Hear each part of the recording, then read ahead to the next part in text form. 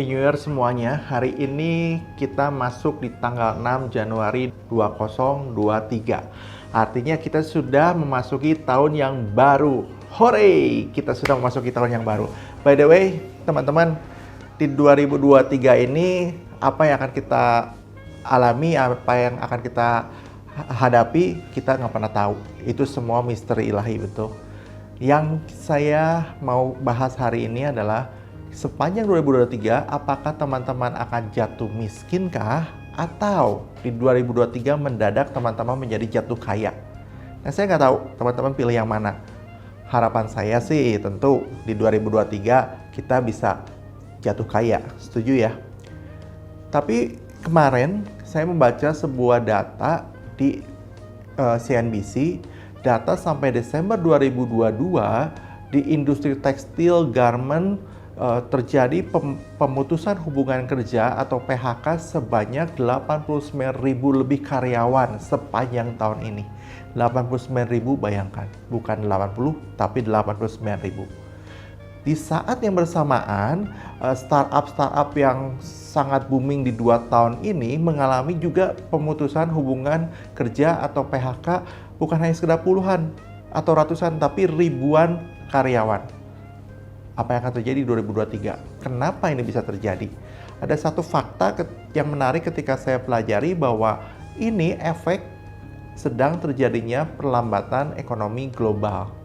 Mungkin hari ini teman-teman yang ada di Indonesia baik-baik saja dan kita percaya Indonesia akan melewati semuanya dan baik-baik karena Indonesia punya penduduk yang banyak, konsumsi yang besar, dan teman-teman lihat kan, mall masih rame, coffee shop masih rame, semua masih rame.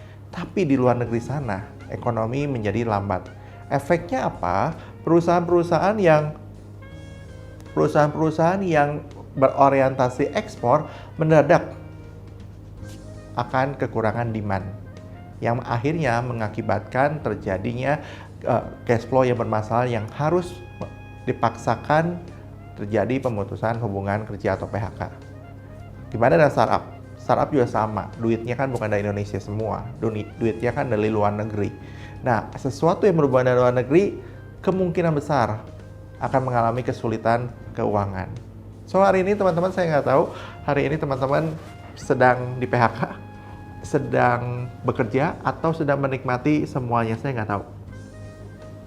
Kalau teman-teman lagi baik-baik saja ya bersyukurlah ya. Semoga di 2023 kita bukan jatuh miskin tapi jatuh kaya. Nah, saya waktu membaca 2 berita tadi di CNBC, yang satu data bahwa tekstil 89.000 karyawan terjadi PHK. Startup, banyak startup yang kita tahu yang namanya gede-gede aja melakukan PHK.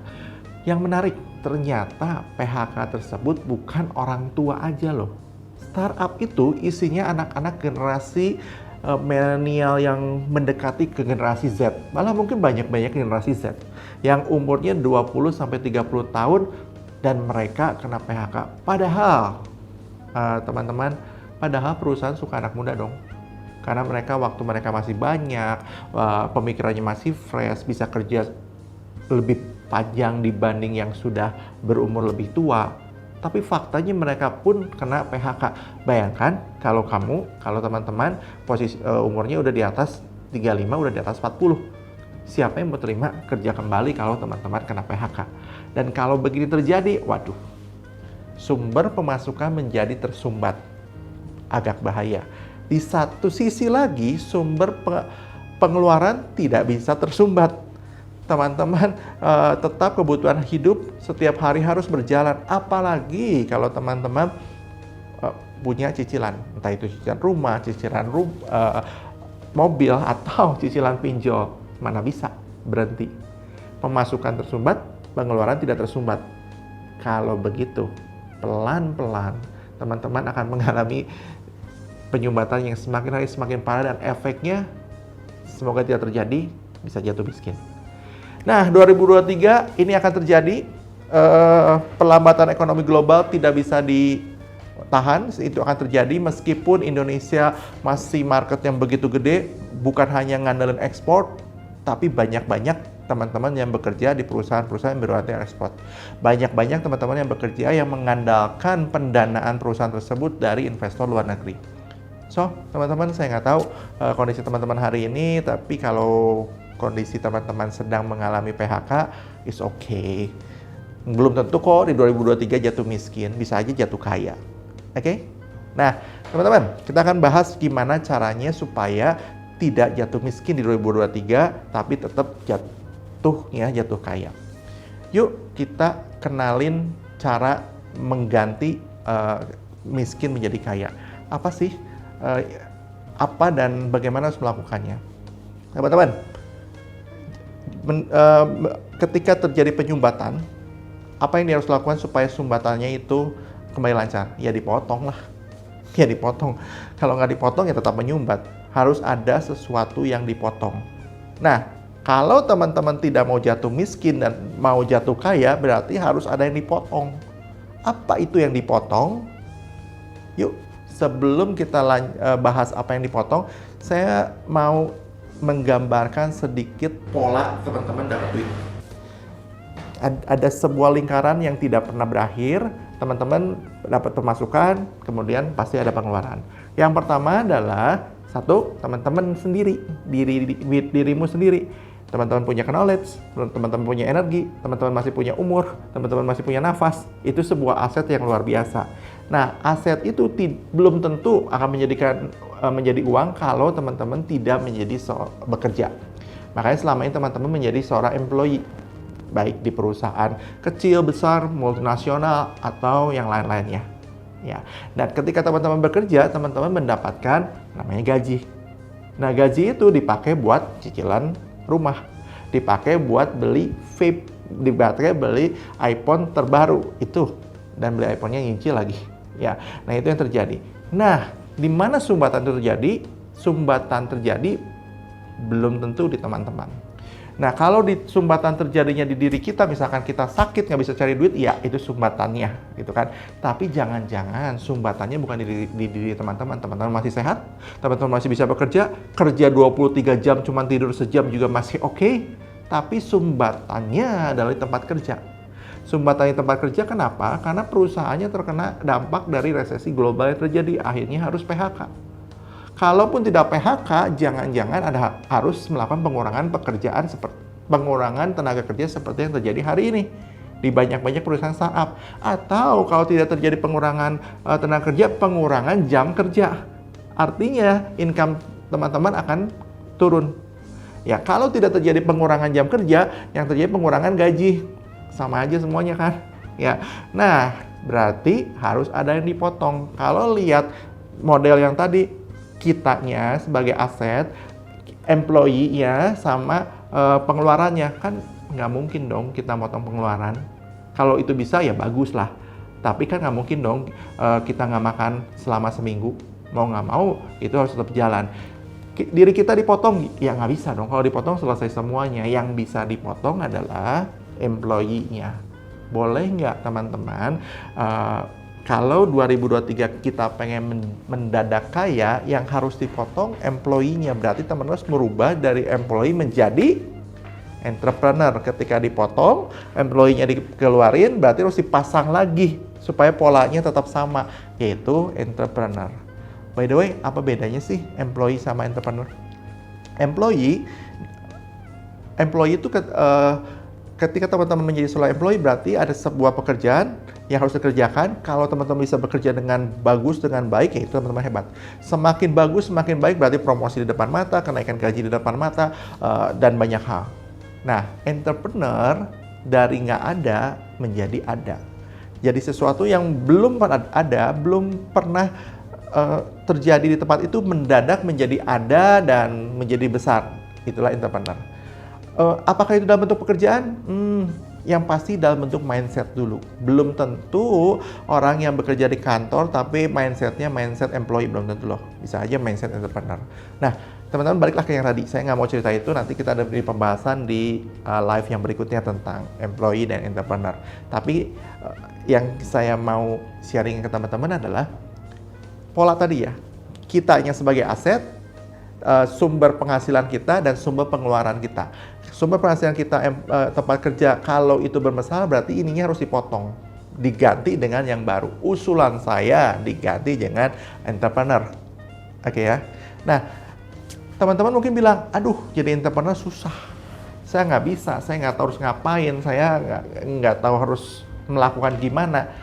Saya nggak punya modal. Itu cerita klasik semua, tapi coba teman-teman baca dan coba teman-teman googling orang-orang yang berhasil, yang bahkan sampai jadi konglomerat sekarang ini, kan nggak semua dalam kondisi mereka, keluarga mereka udah punya modal.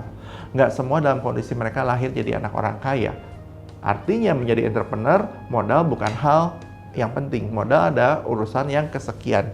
Berarti apa yang harus dilakukan? Ada 3 nih teman-teman. Ada tiga yang kita harus lakukan. Yang pertama adalah menjadi seorang entrepreneur, punya niat. Bukan modal, my friend. Punya niat doang. Ya, niat untuk menjadikan sesuatu yang tidak ada menjadi ada. That's it. Ya, kalau butuh usaha nggak? Jelas. Butuh pemikiran? Jelas. Butuh jam tidur agak terganggu? Jelas. Butuh duit? Belum tentu. Butuh banyak ngobrol sama teman? Iya. Butuh banyak belajar dengan orang lain? Iya. Good news-nya hari ini ada YouTube. Good news-nya hari ini ada TikTok, edukasi banyak. Good news-nya hari ini saya bisa sharing seperti ini, ada live seperti ini. Ini good news-nya kan. Jadi teman-teman, sebenarnya nggak butuh duit dulu. Duit urusan kesekian. Niatnya dulu deh, ada nggak niatnya? Kalau niatnya udah ada, kita masuk yang kedua. Fokuskan ke satu bidang. Pilih satu bidang.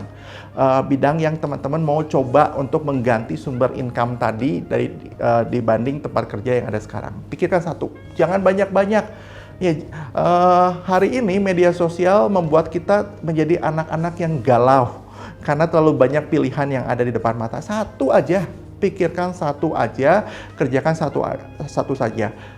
Jadi entrepreneur di awal bukan palu gada. Semua lu mau, gua ada, enggak. Teman-teman coba perhatikan. Orang-orang yang hari ini perusahaannya banyak, yang konglomerasi semua masuk di sektor, awalnya mulai dari satu kok. Enggak tiba-tiba ngacak. Begitu mulai settle, barulah mereka bisa mengembangkan lebih banyak lagi usaha karena udah punya tim. Jadi hari ini jangan ngacak, satu aja pilih. Apa yang harus dipilih? I don't know, up to you. Tapi kalau saya sih menyarankan kalau memungkinkan jadi agen properti aja. Ya, kenapa? Karena agen properti itu cuannya gede, resikonya lebih sedikit. Karena kamu tidak membangun rumah. Kalau kamu membangun rumah nggak laku, kamu pinjam duit ke bank, selesai juga tuh, gitu kan? Ya kita nggak pinjam duit ke bank. Modal kita adalah ya sudah ketemu orang aja. Jadi sebenarnya modalnya ini jauh lebih tinggi lagi, resikonya modalnya lebih rendah lagi, resikonya kecil banget, tapi potensi high profitnya gede. Saya yakin teman-teman menyadari bahwa jadi agen properti itu duitnya gede. Saya yakin semua setuju, tapi berani ngejalanin nggak semua orang berani. Nah, itu kembali ke yang pertama, niatnya ada nggak? Kalau sudah ada niat, fokuskan ke satu. Kalau udah difokuskan satu, belajarlah semaksimal mungkin. Ya, nah teman-teman, saya mau sharing sedikit. Kenapa sih saya menyarankan menjadi agen properti? Ada 2 hal yang menarik di 2023 dan 2024 ini. Yang menurut saya menjadi agen properti, teman-teman bisa akan jauh lebih keren lagi dan bisa dapat duit gede. Pertama adalah, teman-teman, resesi iya, banyak perusahaan kolaps iya, gitu kan. Tapi sadari nggak, selalu ketika ada yang jatuh, ada yang naik. Teman-teman tahu kan, Facebook hari ini begitu luar biasa sekali kan. Itu terjadi kapan? Ketika terjadi resesi di Amerika sana, mendadak keluar Facebook. Hari ini kita mendengar Alibaba sangat dahsyat banget. Itu terjadi kapan? Ketika China mengalami SARS. Seperti COVID hari ini, semua calling down gitu. Tiba-tiba mendadak Jack Ma bikin Alibaba dan boom, mendadak kaya raya. Jadi selalu ada 2 mata uang, yang kaya menjadi kaya, yang miskin menjadi miskin. Seperti tema hari ini. Teman-teman, 2023 mau jatuh miskin atau jatuh kaya, terserahmu. Tapi selalu ada peluang di setiap musim, setiap waktu. Nah, yang paling lebih mendekati, teman-teman mengalami bersama-sama, kita mengalami COVID di 2020. Banyak usaha yang collapse, hotel collapse, travel collapse. Tapi by the way, sedotan, listrik, plastik-plastik, bungkus-bungkus makanan menjadi booming. supplier plastik, pabrik plastik menjadi booming. Kenapa? Karena banyak take away. Mendadak bungkus-bungkus packaging kertas mendadak booming, teman-teman. Bisa cek di bursa saham, lihat perusahaan-perusahaan yang berbasis kertas, mereka mendadak ramai banget di masa itu. Atau paling gampang, mendadak Zoom booming. Di satu sisi banyak yang collab, di sisi lain banyak yang luar biasa. Nah, hari ini pun menurut saya ada opportunity yang menarik. 2023 komoditas tuh naiknya luar biasa. Bertahun-tahun orang kaya di Indonesia tuh pabrik rokok. Tapi hari ini orang kaya nomor 1 di Indonesia berubah menjadi pemilik batu bara. Saking komoditasnya naik mendadak, yang berbisnis batu bara dan turunannya menjadi kaya raya. Bukankah itu peluang yang baik buat kita? Pada saat yang bersamaan, ada orang-orang yang collab harus menjual properti dengan harga under value. Bukankah ini satu market? Under value dan ketemu orang-orang yang lagi banyak duit, klop dong. Nah, masalahnya ketemunya di kamu apa bukan? Kalau usulan saya ketemu di kita dong, ya. Nah, yang kedua yang menarik adalah 2024 pemilihan presiden baru. Ya, artinya suasana semakin panas. Banyak orang bilang wait and see, nanti aja beli propertinya. Itu mah kepikiran kamu, pikiran teman-teman. Faktanya, dengan adanya pemilu 2024 yang tidak tahu presidennya siapa, yang takut gejolak politiknya luar biasa, malah mendatangkan potensi yang baik buat kita sebagai agen properti. Kenapa? Karena mereka harus mulai kampanye secara tidak resmi, tanda kutip, dari sekarang dong, dari 2023. Sebelum mulai masa kampanye beneran. Artinya uang beredar di masyarakat menjadi banyak. Bukankah ini satu potensi lagi? Artinya lagi mendadak ada bisnis yang mendadak booming dan ujungnya masuk ke properti. Bukan ini the right time? Jadi usulan saya fokuskan ke satu. Nah, pertanyaan berikutnya lagi, oke, saya mau fokuskan di properti, tapi saya bingung loh harus gimana gitu kan. Duitnya gede, iya sepakat. Properti menarik, high profit, low risk, iya sepakat. Tapi kan saya butuh belajar gitu kan. Oke. Yang ketiga adalah cari dong vibrasi yang sama. Cari dong kelompok yang orang-orangnya punya vibrasi yang sama, semangat yang sama, bukan orang yang mengeluh keadaan ini makin susah, makin menyeramkan, kondisi ekonomi makin gelap. Tinggalkan orang-orang seperti itu, cari orang-orang yang seperti saya, yang merasa tahun yang baik, ini kesempatan, the right time, properti bakal booming, cari dong. Oleh karena itu, kita akan membentuk sebuah komunitas bernama Warrior Property Agent Community. Kita bukan agen properti, ini sebuah komunitas yang berisi orang-orang yang mau belajar menjadi agen properti atau yang sudah menjadi agen properti. Yuk kita ngobrol, kita kumpul, kita dalam sebuah grup yang sama, dalam sebuah vibrasi yang sama, supaya di 2023 dan 2024 kita mendapatkan sesuatu yang luar biasa. Kalau teman-teman mau join, hubungi nomor di bawah ini atau bisa DM. Nanti ada tim kita yang akan diskusi dengan teman-teman. Kenapa dibikin grup ini? Kita berharap di 2023-2024 ini momentum yang sangat pas untuk mendapatkan sesuatu. Apalagi faktanya. Saya mau cerita kenapa 2023-2024 selain dua hal tadi, komoditas lagi booming, ini tahun politik, ini yang saya mau cerita lagi. Menarik buat saya, kemungkinan besar 2023, 2024, wah ini pesta pora lah kita. Teman-teman, kita tidak bisa memprediksi masa depan, setuju ya? Yang tahu masa depan hanya Tuhan, dan itu misteri ilahi semua. Tapi yang bisa kita pelajarin supaya kita berada di gelombang yang pas adalah kita belajar masa lalu. Kita belajar dari sejarah, jadi kita bisa tahu timingnya itu kapan. Sejarah apa yang sudah terjadi 2 kali di Indonesia? Kalau menurut saya, 2-3 tahun after krisis, properti meledak. Itu dua kali sejarah di Indonesia membuktikan itu. Yuk, ini contoh yang pertama. 97 98 teman-teman, 97 97 lah tepatnya. Kita sama-sama mengetahui krisis ekonomi yang sangat luar biasa terjadi di Indonesia. Deposito menjadi loncat dari sekian persen di bawah satu digit mendadak menjadi 60% sekian gitu kan. Dolar dari 2.500 loncat ke 16.000. Terjadi chaos di mana-mana, kerusuhan di mana-mana, krisis multidimensi terjadi, krisis keuangan, krisis politik dan so on. 97, 98. Ya kita dengar banyak uang keluar ke luar negeri, wah ada chaos. Tapi apa yang terjadi tahun 2000 teman-teman? Yang terjadi 2000 dalam konteks saya ngambil case Bandung ya, saya nggak tahu teman-teman yang nonton live ini stay di Bandung atau tidak, tapi saya mau ngambil case di Bandung. Dalam konteks Bandung, tahun 2000 mendadak kita melihat banyak mall, tepatnya Trade Center. Ini nanti saya cerita bedanya mall sama Trade Center seperti apa.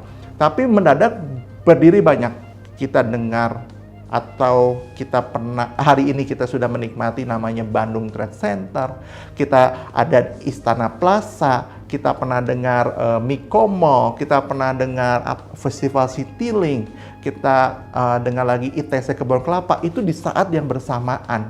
Dan yang menarik teman-teman, mereka masuknya bukan di mall loh, di Trade Center. Nah apa bedanya mall sama Trade Center?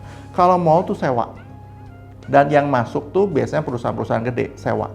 Kalau Trade Center itu beli teman-teman, beli 20 tahun atau strata title, mereka beli. Sewa dan beli, duitnya gedean beli lah. Udah otomatis. Yang kedua, Trade Center tuh kecil-kecil. 2x3, kalau mau kan gede-gede. Dan satu gedung Trade Center itu isinya ribuan. Dan teman-teman lihat kan, ada cukup banyak mall yang sampai hari ini survive, yang artinya sudah terjual. Lah katanya 97-98 krisis, tapi 2000 orang-orang punya duit malah beli Trade Center. Nih sih 2-3 tahun after that, boom. Oke? Yang kedua, 2008. Teman-teman kalau 2008 teman-teman kalau mengikuti ada satu krisis yang besar, tapi tidak terasa di Indonesia impact-nya, tapi lebih terasa di perbankan.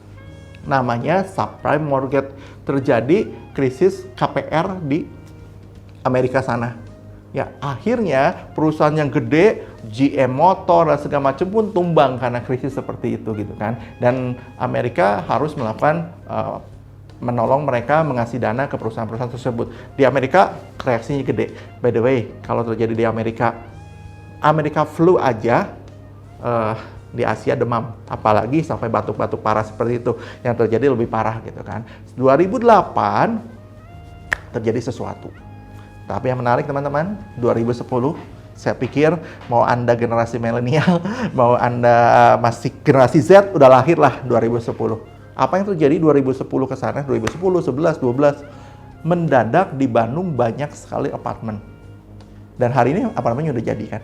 Ada La Grande, Ciumbrit Apartemen, Pinewood, Suite Metro di saat 2-3 tahun sesudah 2008. Dan sekali lagi, apartemen yang ada, apartemen yang dijual, yang satu tower ribuan unit. Duit dari mana teman-teman?